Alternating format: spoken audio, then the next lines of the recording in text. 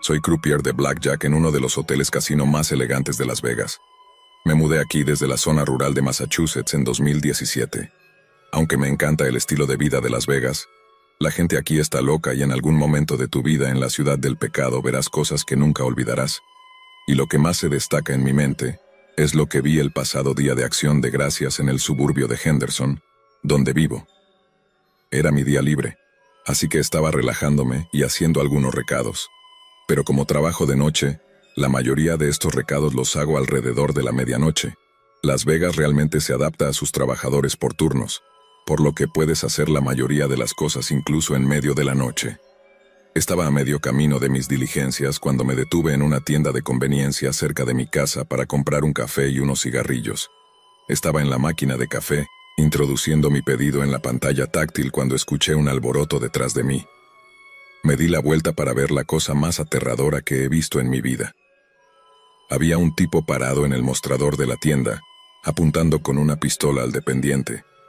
Y el tipo con la pistola tenía un tatuaje de una calavera en la cara.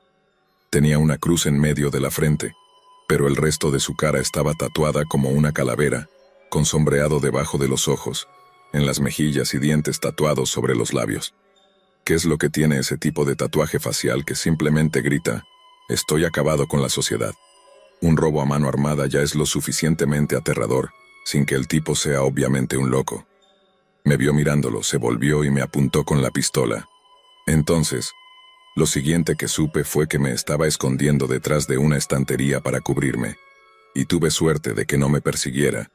Me agaché escuchando a este tipo exigir que el dependiente vaciara la caja registradora o abriría fuego, y todo el tiempo estaba planeando dónde estaba la salida más cercana. Podía correr hacia la salida de emergencia trasera, o intentar escabullirme hacia el frente, pero si me atrapaban, probablemente me dispararían. Así que comencé a moverme hacia el borde del pasillo de vuelta donde estaba la máquina de café, esperando poder escapar por la salida de emergencia si comenzaba el tiroteo. Es extraño los pequeños detalles que recuerdas en un momento así. Como una nota al margen, en mi prisa por conseguir mi café, terminé usando una taza mediana después de pedir un latte grande helado.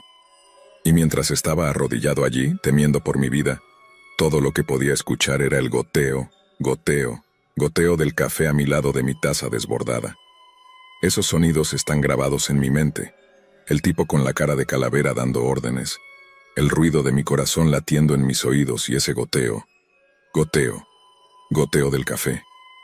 Llegué al final del pasillo y comencé a asomarme para ver si el ladrón tenía la espalda vuelta, lo cual no tenía. Si hubiera intentado correr en ese momento, no estaría escribiendo esto ahora. Pero justo antes de retroceder, vi a alguien más asomarse desde un pasillo cerca de la entrada de la tienda.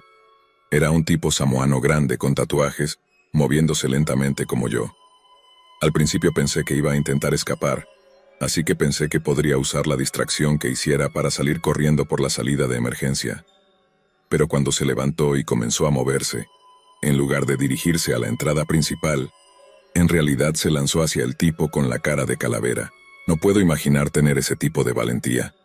Ese tipo tuvo todas las oportunidades para escapar esa noche, pero en lugar de eso, decidió intentar salvar a todos los desafortunados que estaban en la tienda cuando el tipo con la cara de calavera entró con su arma cargada. El tipo con la cara de calavera no tenía ni idea de lo que venía, y el samoano le agarró la pistola y comenzó a forcejear con él. En un instante, otras personas en la tienda se lanzaron sobre el tipo con la cara de calavera, tratando de inmovilizarlo. Justo entonces, la pistola se disparó. El samoano simplemente se desplomó en el suelo, y las otras personas que se habían lanzado sobre el tipo con la cara de calavera casi se ensuciaron los pantalones antes de intentar huir. Para cuando el tipo con la cara de calavera se dio la vuelta y comenzó a disparar al azar a través de los estantes a las personas que lo atacaron, yo estaba boca abajo en el suelo, tratando de mantenerme lo más bajo posible. Cuando el tiroteo cesó, escuché a alguien salir corriendo de la tienda y arrancar un motor. Luego, todo quedó en silencio. El silencio solo duró un par de segundos como máximo, porque luego todo lo que pude escuchar fueron los horribles gemidos de las personas que habían sido alcanzadas por los disparos al azar. Alguien entonces dio la señal de que el tirador se había ido, y lentamente todos comenzamos a salir de donde nos escondíamos. Las personas decían cosas como, mi pierna, mi brazo, me han disparado, ayúdenme, llamen al 911. Luego escuché gritos desde afuera, donde un transeúnte había visto al samoano desangrándose en el suelo cerca del mostrador. Todos los que pudieron sacaron sus teléfonos móviles y llamaron al 911. Y poco después, la calle afuera era un lío cegador de luces azules parpadeantes. Las personas eran llevadas en ambulancias, interrogadas por la policía. Y mientras tanto yo estaba en una burbuja de adrenalina, incapaz de procesar todo lo que había visto. Recuerdo que hice un gran alboroto sobre el tipo samoano, diciéndole a la policía lo valiente que había sido, cómo lo habían disparado tratando de arrebatarle la pistola al tipo con la cara de calavera. Más tarde supe que en realidad era un isleño del Pacífico llamado Kevin Mendiola. Es un héroe en mi libro, y espero que su mamá y papá sepan qué persona increíble criaron. Nunca pensé que vería algo así en mi vida, como un acto real de heroísmo. O tal vez simplemente esperaba no verlo, porque siempre implica algo tan violento o triste. Pero vi uno esa noche. Un acto de valor desinteresado de una persona que probablemente nos salvó a todos esa noche.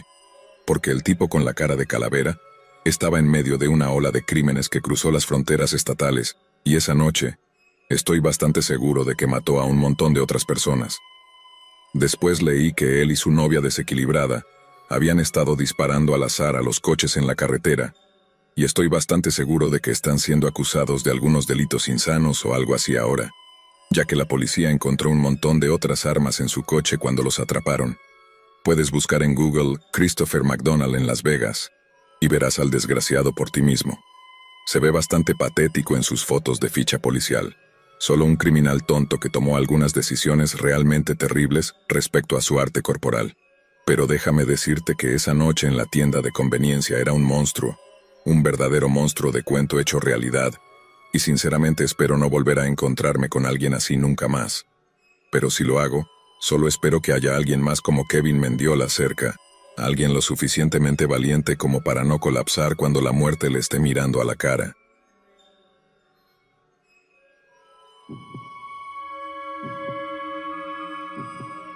Mi gran pasión en la vida es el boliche. Sé que es una pasión muy nerd, pero no me importa, me hace feliz. He sido muy fan de Los Simpson desde que era niño, y Homero hizo que el boliche pareciera realmente genial. De hecho, juego al boliche de manera competitiva, principalmente en torneos locales aquí en Sacramento, pero la mayoría de las finales regionales se llevan a cabo en Las Vegas. Así que, a pesar de que no soy muy aficionado a la bebida ni al juego, me encuentro conduciendo a Las Vegas más a menudo de lo que hubiera esperado. Así que en nuestro camino a las regionales del 94, mi amigo y yo estábamos a unos 160 kilómetros al sur de Las Vegas, en la Interestatal 15 cerca de Halloran Springs Road. Alquilamos un coche de Enterprise para el viaje, y a una hora más o menos de la meta, la transmisión se averió.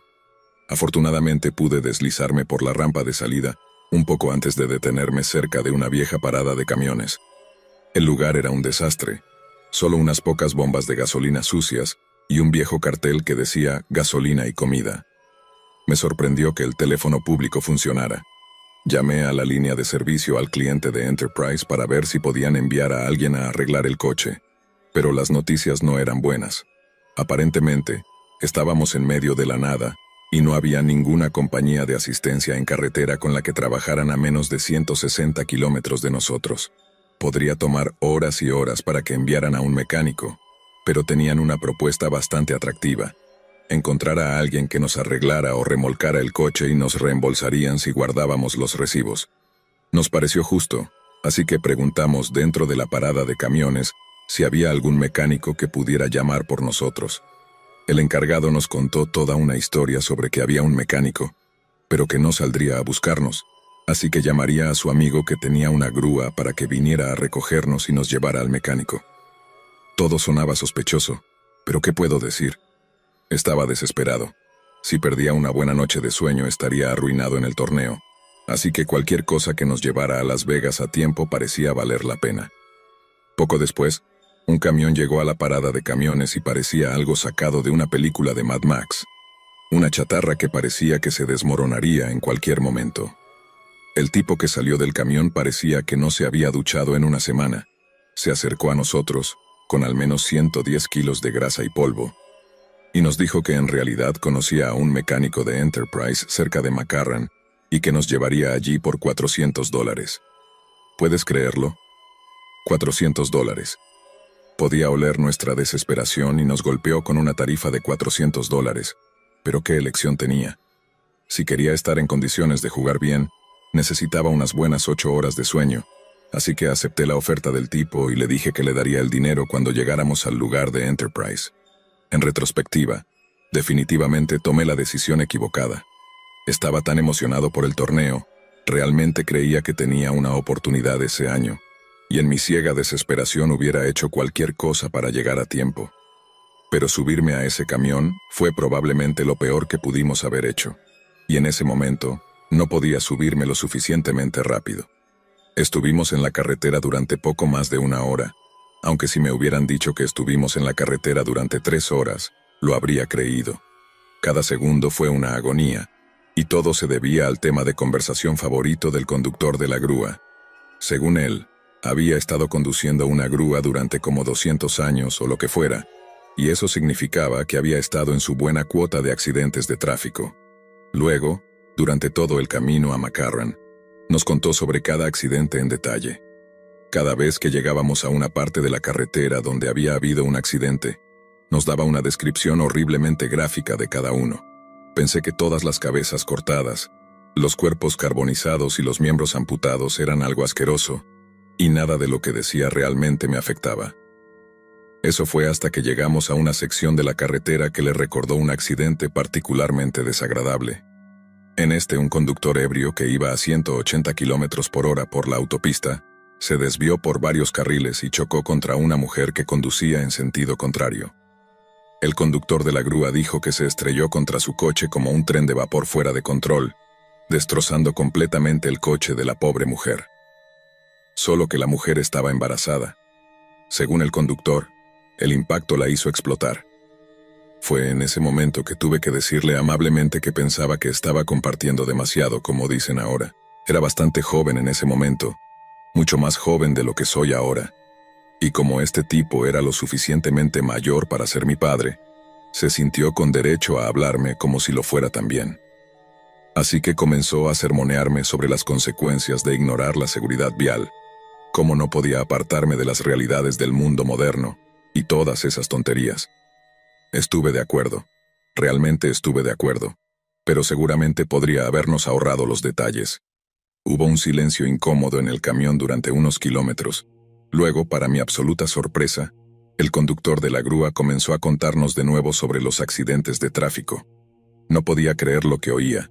Le había dicho específicamente a este tipo que no hablara más sobre esos malditos accidentes, y ahí estaba una vez más, contándonos todas esas cosas que eran suficientes para revolver el estómago.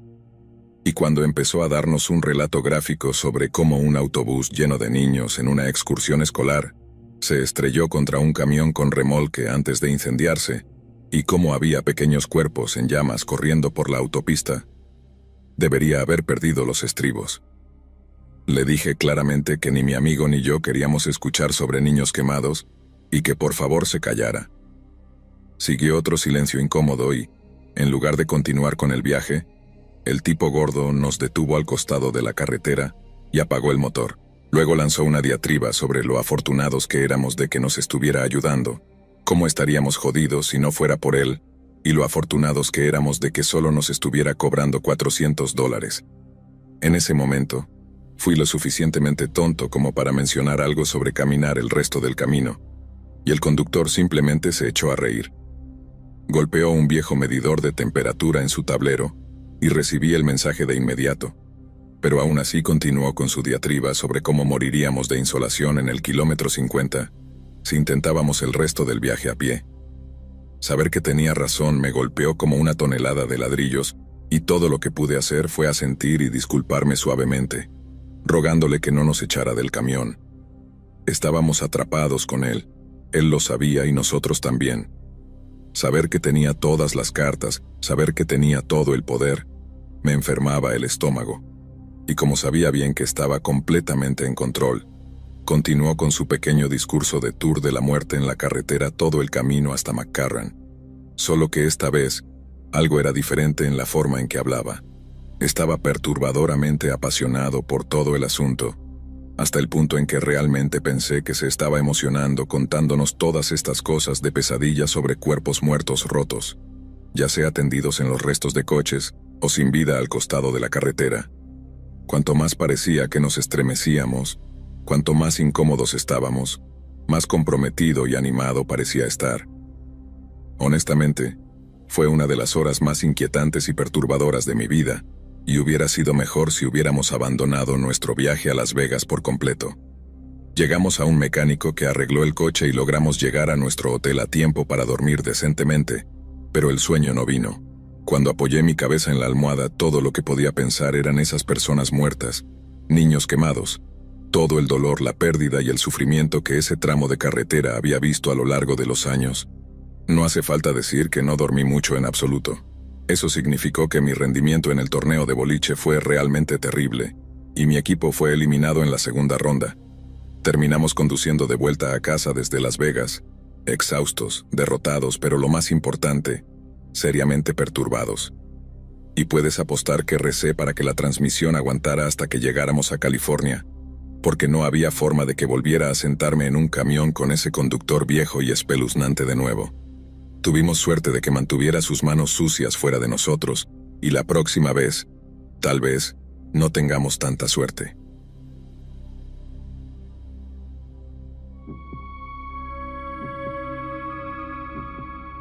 Ni siquiera sé cómo empezar. Parte de mí quiere decir algo como, esta historia parece increíble, pero es verdad. Pero honestamente no sé si es creíble o no, ya que nunca se la he contado a nadie. Incluso la versión de los hechos que le doy a mi esposa es completamente inventada, pero evita que haga demasiadas preguntas, y creo que si supiera la verdad, honestamente podría dejarme. Por eso quiero mantener el anonimato.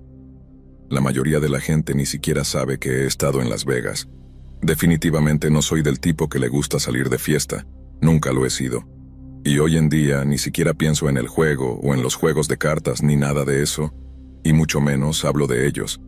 Así que no hay manera de que alguien adivine que el momento más significativo de mi vida hasta ahora ocurrió en las afueras de la capital mundial del juego, pero así fue. Todo comienza con una despedida de soltero. Era para mi cuñado, un buen tipo que no quería hacer nada demasiado extremo, lo cual me convenía, pero como dije, simplemente no soy del tipo que le gusta salir de fiesta, ni tampoco soy una de esas mariposas sociales de las que tanto oigo hablar. Así que, después de un rato me cansé de beber y me quedé completamente fuera cuando uno de los chicos sugirió ir a un club de striptease. Después de dejarlos, camino de regreso a mi habitación del hotel. Para llegar allí, tengo que atravesar todo el piso del casino. Este es un pequeño truco ingenioso que usan los casinos para tratar de tentarte a jugar, y apuesto a que no soy el único tonto que cayó en él. Pero mientras caminaba, tuve la necesidad de jugar al póker por alguna razón. Nunca lo había jugado antes, solo tenía una vaga idea de que se veía genial al verlo en la televisión, así que decidí probarlo. Ni siquiera puedo explicar realmente lo que sucedió en las siguientes horas. Primero, tímidamente explico que apenas conocía las reglas del Texas Hold'em, y lo siguiente que sé es que las estaba aprendiendo y, en una hora, ya había ganado un par de juegos debido a combinaciones de suerte de principiante e intuición pura. Estaba enganchado. A las 11 de la noche había ganado $6,000 en el póker. El casino seguía ofreciéndome comida y cócteles gratis para mantenerme en las mesas, y yo, ingenuamente, aceptaba. No me emborraché, pero estoy casi seguro de que les vacié la bandeja de camarones y las Coca-Colas Light. Pero estaba embriagado con mi nueva afición por el póker, y esa embriaguez me llevó a tomar una decisión muy estúpida. No te aburriré con los detalles, pero no solo terminé perdiendo los $6,000 que había ganado, sino que terminé debiendo mucho más al casino. No puedo ni siquiera atreverme a escribir la cantidad exacta, así que vamos a omitir todo eso en favor de las implicaciones. Básicamente, sin los pagos de la hipoteca, mi esposa y yo estábamos a punto de perder la casa. La había estropeado gravemente y solo recuerdo sentirme entumecido mientras empacaba mis pertenencias y abandonaba la despedida de soltero por completo. Fue un viaje largo de regreso al lugar donde vivía en ese momento, Uno que comencé bastante temprano en la mañana, justo cuando el sol estaba saliendo. Conduzco fuera de la ciudad, las carreteras están mayormente vacías, y acabo de pasar ese pequeño lugar, Sloan, cuando veo algo a lo lejos al costado de la carretera. A medida que me acerco, me doy cuenta de que es un hombre con un traje que parecía estar tambaleándose borracho al costado de la carretera, tratando de hacer autostop. No había forma de que fuera a detenerme por un autostopista, pero justo cuando estoy a punto de pasarlo, este destello rápido de rojo sobre blanco llama mi atención y me doy cuenta de que el tipo está herido. Freno de golpe, retrocedo un poco en el borde de la carretera y luego salto del coche con mi teléfono celular para llamar al 911. Este tipo se desploma casi tan pronto como llego a él. No estoy seguro de cómo logró herirse tanto, pero la herida era muy profunda, así que había sido apuñalado con un cuchillo grande o simplemente le habían disparado. Empiezo a preguntarle su nombre, cosas tontas como esa para evitar que se desmaye mientras llamo al 911, pero él solo empieza a jadear cosas en un idioma que no entendía. No era español tampoco, sonaba europeo, pero no podía identificar cuál era. Estar cerca de alguien que estaba muriendo de esa manera fue realmente traumático. En realidad, vi el miedo a la muerte en los ojos de ese hombre. No importaba en absoluto lo que estaba diciendo porque esa mirada no necesitaba traducción. Me estaba rogando que le salvara la vida, pero no había nada que pudiera hacer aparte de llamar al 911. En algún momento entre intentar presionar la herida en el estómago de este tipo, tratar de escuchar su nombre y hablar con el operador del 911, veo que el tipo llevaba una bolsa de lona que simplemente estaba tirada junto a él. Mientras hablaba con el operador, me incliné y abrí la bolsa pensando que tal vez había suministros de primeros auxilios allí. Tal vez incluso solo agua para hacer que este tipo estuviera más cómodo. Cuando veo lo que hay dentro, simplemente me quedo completamente en silencio. Dentro de la bolsa había rollo tras rollo de billetes de $100, más dinero del que había visto en mi vida. Lo último que recuerdo fue escuchar al operador decir, «Señor, ¿todavía está allí? Señor», antes de colgar el teléfono. Lo que siguió fue el acto más vergonzoso de mi vida. Simplemente me levanté, agarré la bolsa de dinero y comencé a caminar de regreso a mi coche. El tipo extendió una mano ensangrentada y agarró mi zapatilla derecha. El primer pensamiento en mi cabeza no fue, debería detener lo que estoy haciendo y realmente ayudar a este tipo. Fue más como, bueno, tendré que quemar la zapatilla cuando regrese. Ignoré lo que supuse eran súplicas de ayuda en cualquier idioma que fuera. Liberé mi zapatilla de su agarre y continué hacia mi coche. Solo escribir eso me hace darme cuenta de que no tengo idea de cómo podría ser tan frío. Ninguna idea de lo que me convirtió en un monstruo. Todo lo que se necesitó fue un problema financiero serio y estaba listo para robar a un hombre moribundo, justo antes de irme y casi, seguramente condenarlo a muerte.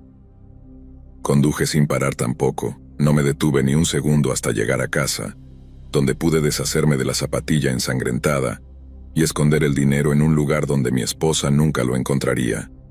Me duché, le dije que me había ido temprano porque no me sentía bien. Envié la misma mentira por mensaje de texto a mi cuñado y traté de seguir con mi vida, pero resultó no ser tan fácil como simplemente fingir que todo no había pasado. Estuvo en mi mente durante los siguientes 18 meses casi constantemente. Al principio fue la ansiedad de pensar que la policía me rastrearía, habiendo encontrado parte de mi ADN o la huella de mi zapato en la escena, pero nadie de las fuerzas del orden me llamó, y aunque lo revisé muchas veces, no vi nada sobre la muerte del tipo en los medios, así que ese miedo se desvaneció. También me preocupaba que los billetes estuvieran marcados, pero resultó no ser el caso tampoco. Pero luego vino el miedo de que el dinero perteneciera de alguna manera a algún cartel o pandilla. Me seguía acordando de esa película, No Country for Old Men, y eso me puso el miedo de Dios en mí. Debí haber revisado esos rollos de billetes como 1000 veces buscando dispositivos de rastreo o micrófonos, o lo que sea. Pero de nuevo no encontré nada y nadie nunca visitó la casa. Todo el dinero se ha ido ahora, ya sea canalizado a inversiones o simplemente usado como dinero en efectivo. No hay nada que me conecte físicamente con lo que sucedió allá en el desierto, y solo ahora siento que puedo hablar de ello. Incluso si es sin dar demasiados detalles sobre mí mismo. Sé que la gente me va a llamar ladrón o cobarde o decir que el dinero ni siquiera existía en primer lugar. Sé lo que soy. Soy un monstruo por robar el dinero de ese tipo y dejarlo morir, pero definitivamente no soy un mentiroso. Solo quiero terminar con una pequeña tranquilidad, aunque ese dinero me atormentó mientras lo tuve. Tenía todo el cabello castaño cuando encontré a ese tipo al costado de la carretera. Ahora estoy recediendo y tengo pequeños destellos de canas alrededor de las sienes. Pero me di cuenta de algo. No lo cambiaría. Robaría ese dinero de nuevo si tuviera la oportunidad. El monstruo que me permitió robar en primer lugar sigue ahí, esperando a despertar de nuevo, y eso es lo que más me asusta.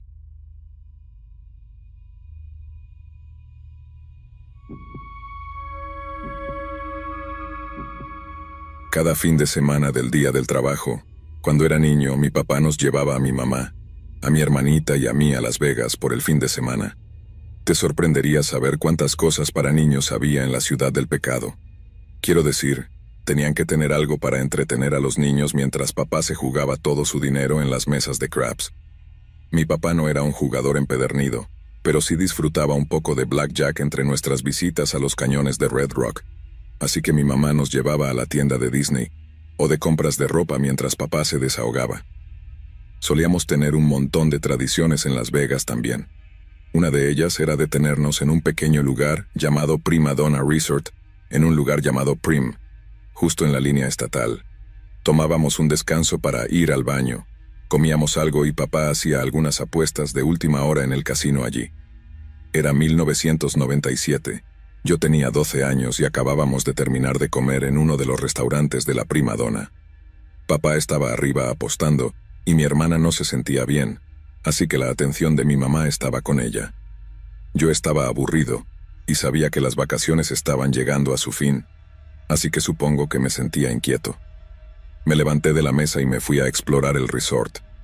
Casi de inmediato mi atención fue captada por el hecho de que el resort tenía su propio salón de juegos. No sé cuántos de ustedes recuerdan la edad de oro de los salones de videojuegos, pero esos lugares eran como el paraíso para un niño como yo. Y como adulto, una de mis verdaderas ambiciones es tener una máquina de Time Crisis funcionando.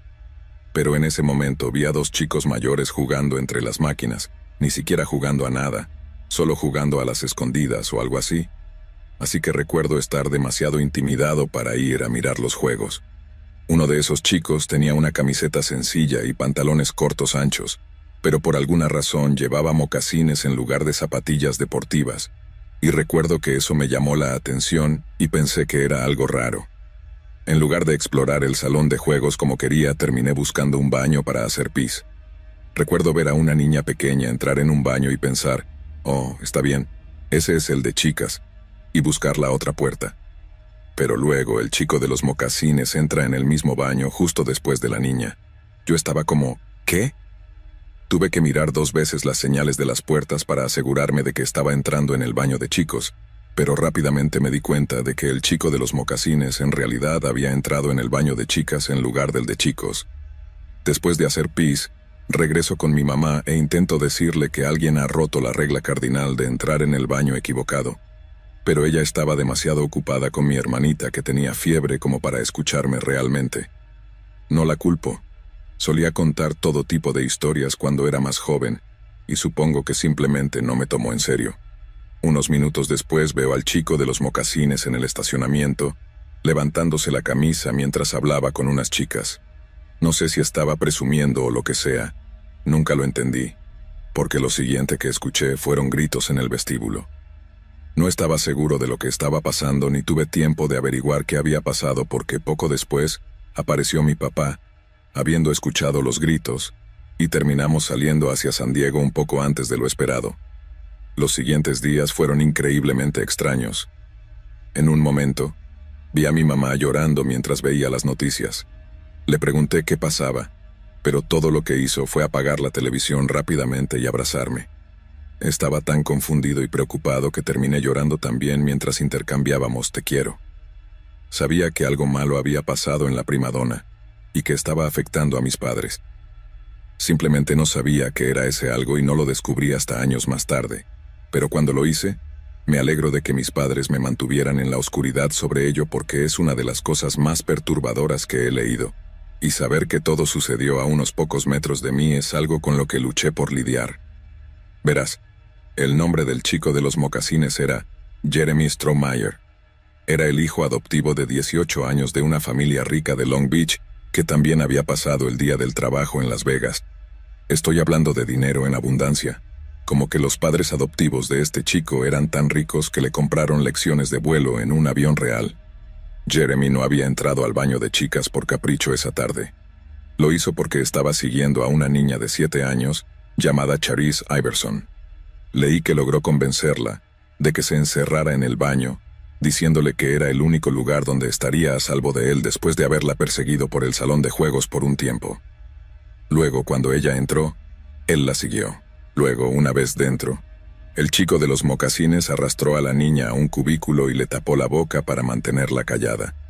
No quiero ni entrar en lo que pasó después de eso, pero cuando terminó, este hombre de 18 años, porque eso es lo que era legalmente, toma a esta niña de 7 años y le rompe el cuello. No solo eso, sino que hace un intento a medias de ocultar su cuerpo doblándola por la mitad y metiéndola en el inodoro. Por lo que entiendo, en ese momento en que lo vi levantarse la camisa frente a las chicas en el estacionamiento, literalmente acababa de asesinar a una niña y allí estaba, coqueteando con chicas solo unos momentos después. Eso es lo que encuentro más horripilante de todo. Este tipo fue capaz de actuar como si nada hubiera pasado. Fue prácticamente un caso abierto y cerrado también. Jeremy admitió haber matado a la niña porque ella podría identificarlo por haberla tocado. A medida que se desarrollaba toda la historia, el público descubrió su historial de enfermedades mentales graves. En sus entrevistas con la policía, incluso usó insultos para describir a la niña que había asesinado, y esa parte me dejó perplejo. ¿Cómo puedes quitarle la vida a un niño y luego llamarlo casualmente cosas así? ¿Qué tan mal de la cabeza tienes que estar? Recuerdo particularmente leer sobre cómo Jeremy no tenía problemas para conseguir chicas, y cómo en realidad era bastante popular. Algunas de las chicas con las que salía fueron contactadas por los medios que lograron obtener estas citas espeluznantes sobre cómo solía hacerlas vestir como niñas pequeñas. Sé que estuvo enfrentando la pena de muerte por un tiempo hasta que aceptó un acuerdo o algo así. Resulta que Jeremy no tenía miedo de matar, pero sí tenía miedo de morir. En su juicio, leí cómo el juez le dijo que lo que había hecho era uno de los peores crímenes que el juez había presidido, y cómo se aseguraría de que se pudriera en prisión.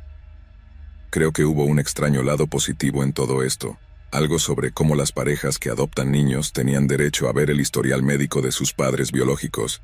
El Estado habló sobre cómo eso mejoraría las cosas para los padres adoptivos, pero realmente no veo cómo puedes predecir qué niños se convertirán en asesinos. Quiero decir, Jeremy ciertamente no parecía uno con sus pantalones cortos anchos y sus mocasines. Simplemente parecía un chico de playa, no alguien que fuera capaz de matar a un niño. Es el hecho de que tal vez podría haberlo detenido también si hubiera hecho suficiente escándalo, o seguido a Jeremy al baño para decir algo. Pero quién sabe, tal vez si hubiera entrado al baño de chicas esa tarde, Jeremy también me habría matado a mí. Durante un par de años después, me preguntaba por qué nuestras paradas para ir al baño en la Primadonna dejaron de ser una de nuestras mayores tradiciones. Mamá y papá simplemente me decían que no teníamos tiempo para detenernos allí más, pero ahora sé por qué querían evitar el lugar como la peste. No creo en fantasmas ni nada de eso, pero creo que un lugar puede estar embrujado por las cosas que suceden allí. Y sé que la Primadonna estaba embrujada por lo que sucedió el fin de semana del Día del Trabajo de 1997. Incluso tuvieron que cambiar su nombre debido a toda la atención de los medios. Tienen que estar embrujados porque sé que yo ciertamente lo estoy.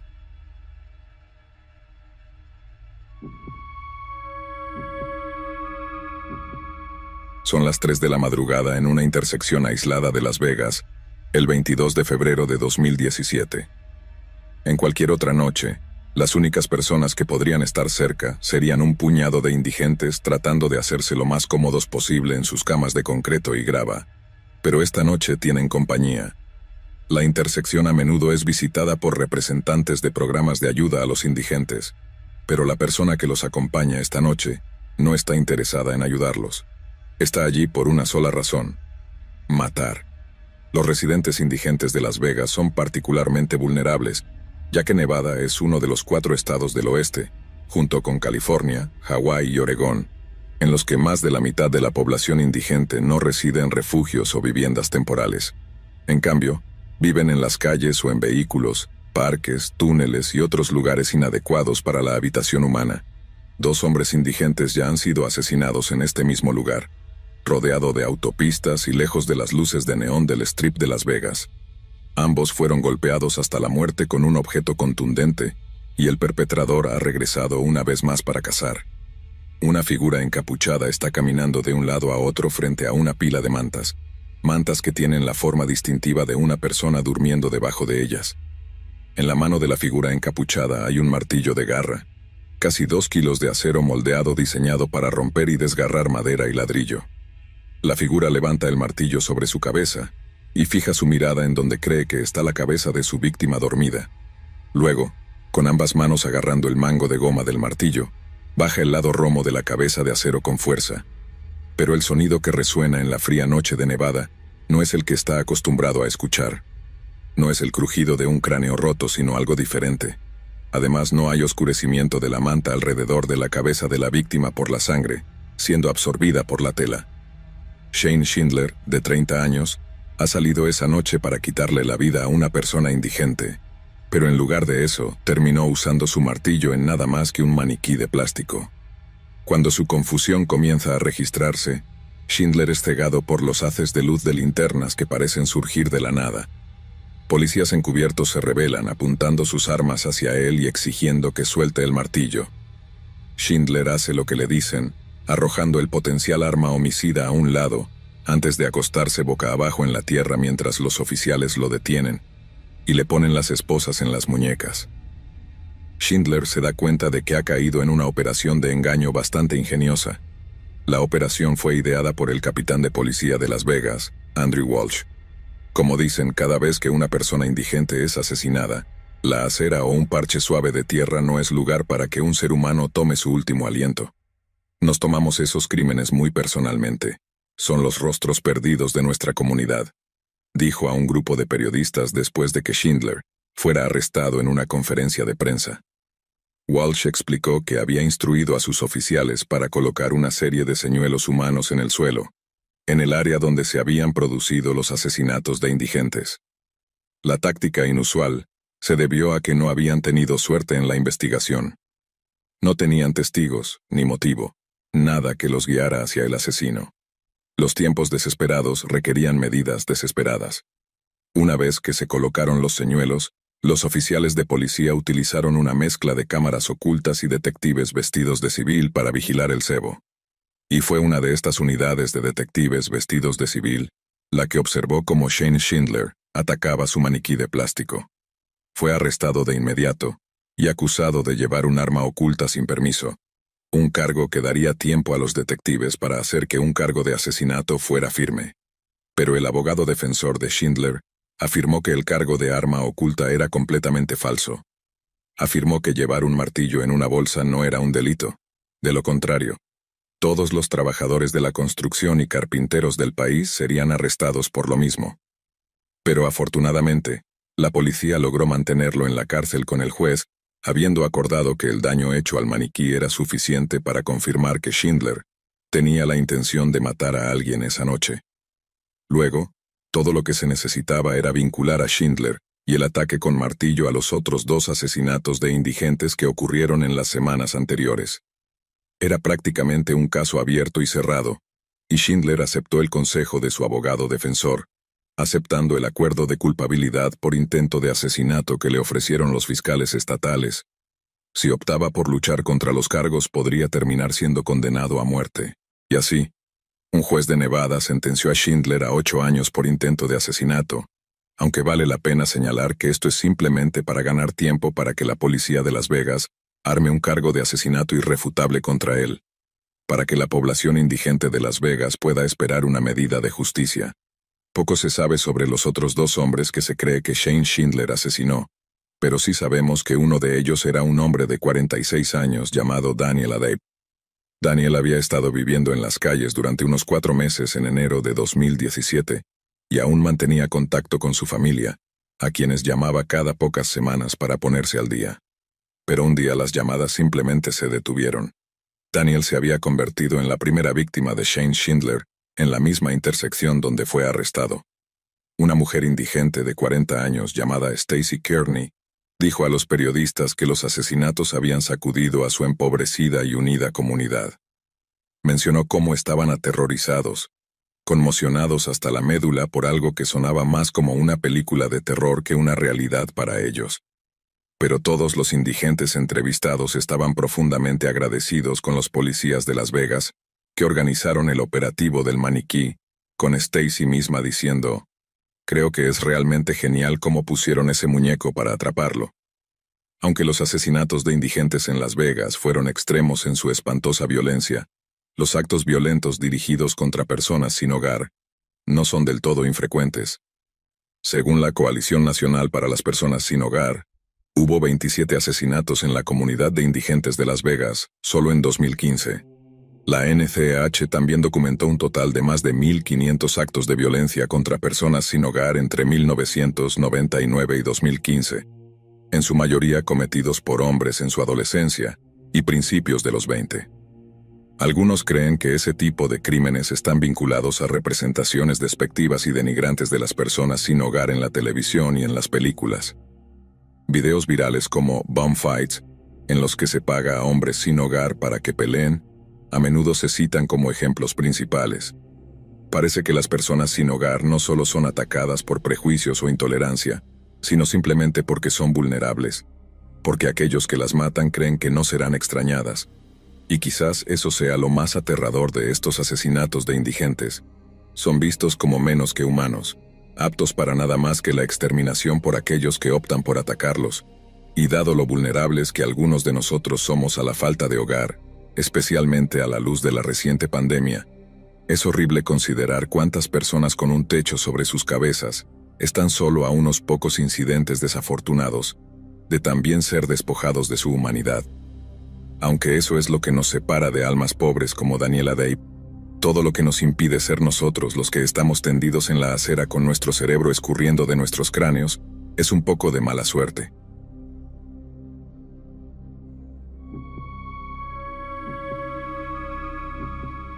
Al Bramlett nació en la pequeña granja de su familia cerca de Jonesboro, Arkansas, el 18 de febrero de 1917.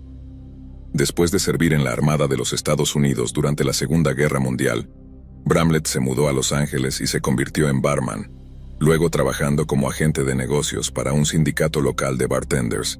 Pero poco después, Bramlett escuchó que había una gran oportunidad para un hombre con sus habilidades en el paraíso de los jugadores, Las Vegas. Así que en 1946, hizo las maletas y se mudó al este, a Las Vegas, donde rápidamente se unió al sindicato de trabajadores de la gastronomía. Al igual que en Los Ángeles con el sindicato de bartenders, Bramlett demostró inteligencia y diligencia al manejar los asuntos sindicales, y en 1954 se convirtió en su secretario tesorero. Bajo el liderazgo centralizado de Bramlett, la membresía del sindicato de trabajadores de la gastronomía creció de solo 1.500 a más de 22.000 miembros. Esto se debe en gran parte a la pasión de Bramlett por la organización de los trabajadores, una pasión que a veces lo llevó a implementar algunas medidas bastante agresivas. Por ejemplo, a finales de sus 50 años, intentó convencer al propietario del restaurante Alpine Village para que permitiera a sus trabajadores unirse a su sindicato. Pero cuando el propietario se negó, Bramlett hizo que los miembros sindicales pagados piquetearan el restaurante. Al dijo a los propietarios que el piquete duraría tanto como él prohibiera la sindicalización de sus empleados, y así fue durante casi 20 años hasta que finalmente los propietarios cedieron. También era conocido por organizar y coordinar huelgas de trabajadores extremadamente efectivas.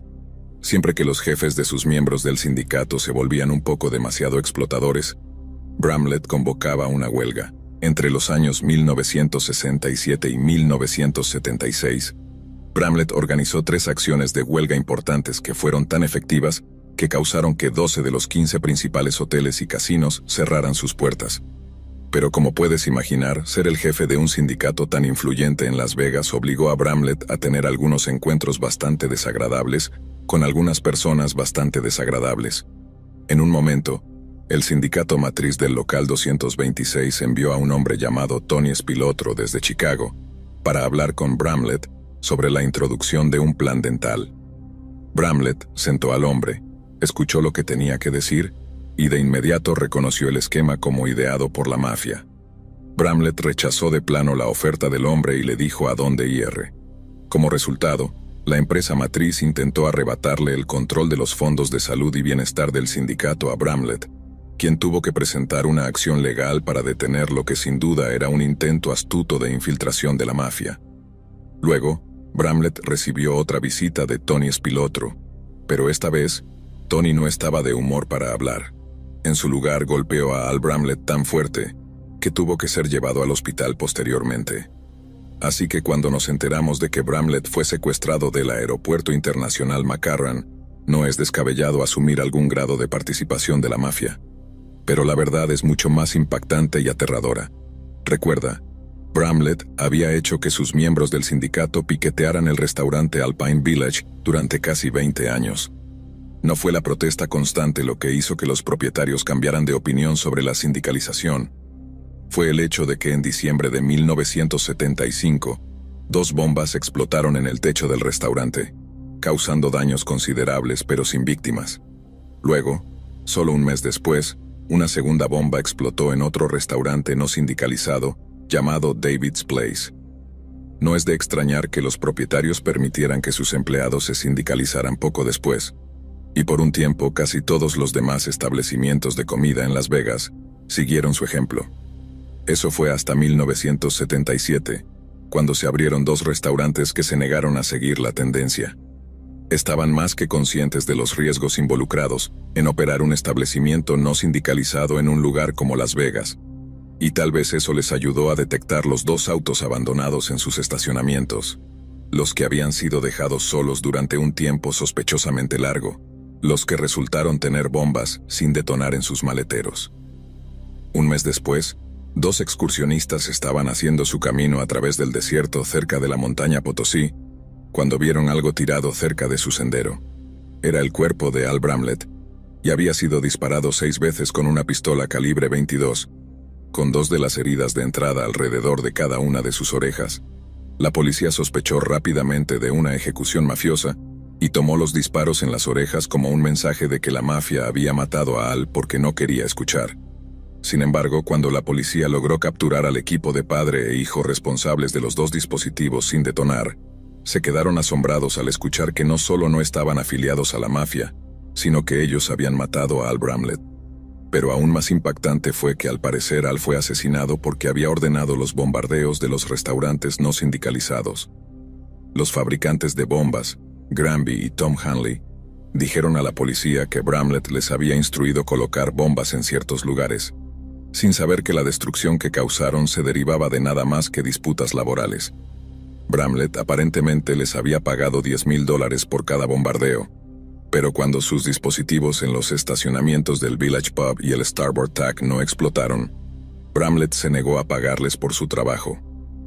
Después de un periodo de discusiones y negociaciones, los Hanley simplemente decidieron que usarían la violencia y la intimidación para obtener su pago y tramaron el plan del secuestro. Al principio, Bramlett aún se negó a pagar a la pareja, citando un trabajo de mala calidad, pero cuando se dio cuenta de que su vida estaba en juego, ordenó que se enviaran $10,000 al casino Binion's Horseshoe. Sin embargo, el dinero nunca fue recogido. Esto podría haber sido por una mala comunicación, pero más probablemente porque Granby Hanley ya había asesinado a Bramlett en un arranque de ira. Una vez que se dio cuenta de lo que había hecho, la pareja decidió intentar escapar con su libertad intacta, en lugar de perseguir el dinero que se les debía. Cada uno recibió una sentencia de por vida por su participación en el asesinato, y el padre, Granby, terminó falleciendo en una prisión federal. La historia de Al puede parecer solo otra forma de la edad dorada de la Las Vegas controlada por la mafia, pero tiene una moraleja muy pertinente y bastante aterradora. Parece que cuando una persona cree que está haciendo lo correcto, cuando cree que tiene la justicia y la moralidad de su lado, a menudo lleva algunas grotescas muestras de furia y violencia. En su búsqueda de los derechos de los trabajadores y la independencia del crimen organizado, Al Bramlett consideró apropiado iniciar una ola de bombardeos aterradores para avanzar en sus objetivos. Pero como dicen, si vives por la espada, mueres por la espada, y el terror que sintió en sus momentos finales en el desierto debe haber reflejado el terror que infligió a aquellos a quienes bombardeó. El terror de un hombre que había comenzado tratando de hacer del mundo un lugar mejor, solo para terminar con una bala en la cabeza.